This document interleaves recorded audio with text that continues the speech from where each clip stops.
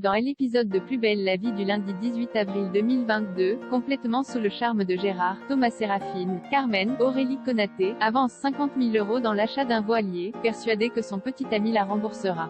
En l'apprenant, Fanny, Prudence Leroy, ne cache pas son inquiétude. Elle ne comprend pas que sa mère puisse faire autant confiance à un homme qu'elle connaît à peine, mais Carmen est certaine d'avoir trouvé l'homme qu'elle attendait depuis longtemps. Plus tard, Carmen annonce à Gérard la folie qu'elle a faite.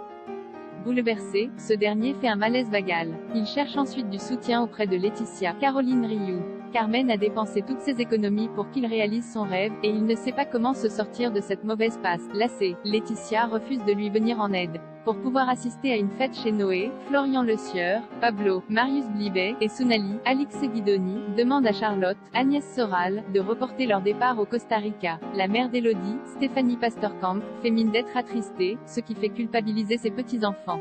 Mais ses manigances se retournent contre elle. Plus tard, Myrtha, Sylvie Flepp, la surprend en train de parler à Akira, Héloïse Bernazzi, de la baie de Phang-Nga, un lieu situé dans le sud de la Thaïlande. Sceptique, Myrtha raconte tout à Luna, Anne Dessy, qui décide d'aller fouiller les affaires de Charlie et trouve 4 allées simples pour la Thaïlande. En l'apprenant, Bastien, Nicolas Berger-Vachon, annule le voyage et signifie à Charlotte qu'elle ne sortira pas de LHO accent circonflexe TEL tant qu'elle ne lui aura pas dit la vérité.